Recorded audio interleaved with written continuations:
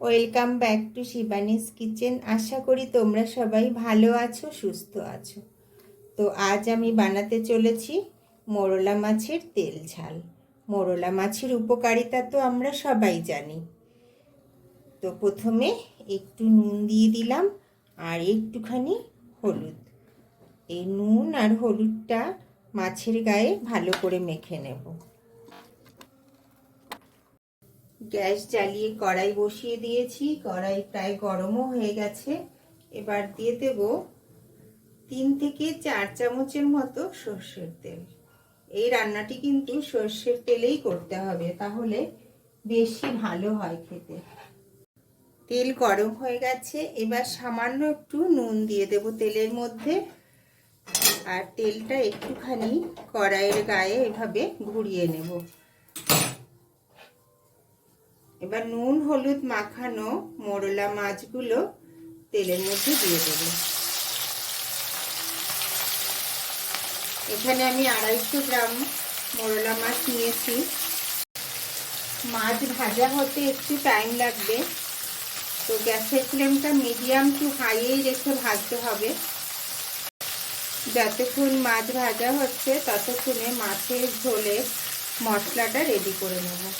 মশলা করার জন্য একটা মিক্সার গ্রাইন্ডার নিয়ে নিয়েছি, আর এখানে একটা পাকা টমেটো, 3টে কাঁচা লঙ্কা, এইটুকু আদা আর 4-5 কোয়ার মতো রসুন নিয়েছি। এটা গ্রাইন্ডার জারের মধ্যে দিয়ে দিলাম। একই সঙ্গে কিছু গুঁড়ো মশলাও অ্যাড করে দেব। দিয়ে দিচ্ছি 1/2 চামচের মতো ধনের গুঁড়ো আর 1/2 চামচের মতো জিরের গুঁড়ো, সামান্য একটু গোলমরিচের গুঁড়ো। এবার এই মশলাটা ভালো করে পেস্ট করে দেব। মশলা পেস্ট করতে করতে মাছও প্রায় ভাজা হয়ে গেছে, উল্টে দিলাম। এই রান্নাটি কিন্তু খুব কম সময় হয়ে যায়, বাট খেতে দুর্দান্ত হয়। গরম ভাতের সঙ্গে এরকম একটা রান্না হলে আর কোনো কিছুই লাগে না। আর এর উপকারিতা তো প্রচুর, যে কোনো ছোট মাছই ভীষণ উপকারী। মাছ ভাজা হয়ে গেছে, মাছগুলো একটা প্লেটে তুলে নিচ্ছি।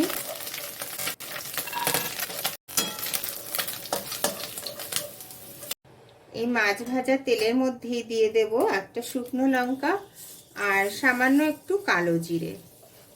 মশলাটা একটু ভাজা ভাজা হয়ে এলে এর মধ্যেই দিয়ে দেব একটা মাঝারি সাইজের পেঁয়াজ, কুচি কুচি করে কেটে নিয়েছি সেটা। একটু ভেজে নেব পেঁয়াজটা বাদামি বাদামি করে। পেঁয়াজের মধ্যে একটু নুন দিয়ে দিলাম আর সামান্য একটু চিনি।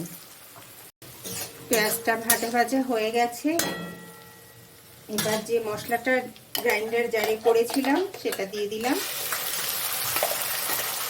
জারের মধ্যে একটু জল দিয়ে জারের গায়ে লেগে থাকা মশলাটা ধুয়ে দিয়ে দিলাম।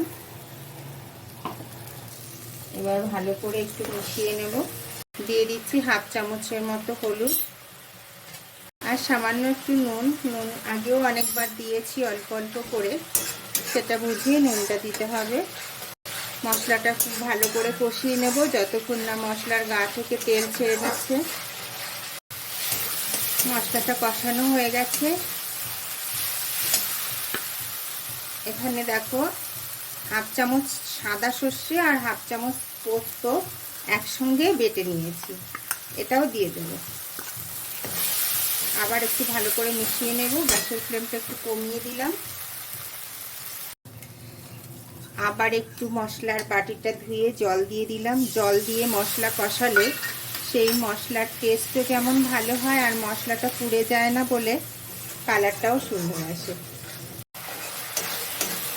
তো সর্ষে দেওয়ার পরে বেশিক্ষণ আর কষাবো না, তাহলে তেতো হয়ে যাবে। দিয়ে দিচ্ছি জল। জলটা পরিমাণ মতো দিয়ে দেবে, যে যতটা ঝোল রাখবে। তবে খুব বেশি ঝোল রাখলে ভালো লাগে না, একটু মাখা মাখা করলেই বেশি ভালো লাগে। ঝোলটা ফুটে উঠেছে। ভেজে রাখা মোরলা মাছগুলো ঝোলের মধ্যে দিয়ে দেব।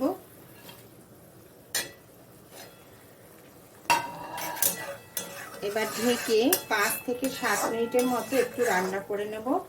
আর গ্যাসের ফ্লেমটা মিডিয়ামে রেখে নেব। 5 মিনিট হয়ে গেছে।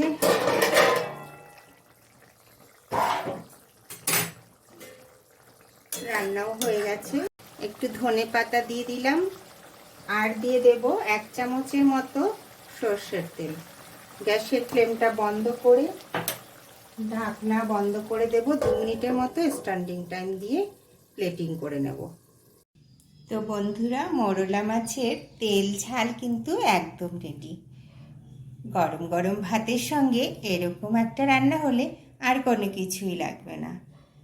তো আমার এই রেসিপিটি যদি তোমাদের ভালো লেগে থাকে, লাইক, শেয়ার অ্যান্ড কমেন্টস করে জানাতে ভুলো না কিন্তু। আর নতুন বন্ধুরা, তোমরা প্লিজ যারা এখনও আমার চ্যানেলটিকে সাবস্ক্রাইব করোনি, সাবস্ক্রাইব করো, আর পাশে থাকা বেল আইকনটি প্রেস করতে ভুলো না কিন্তু। ধন্যবাদ।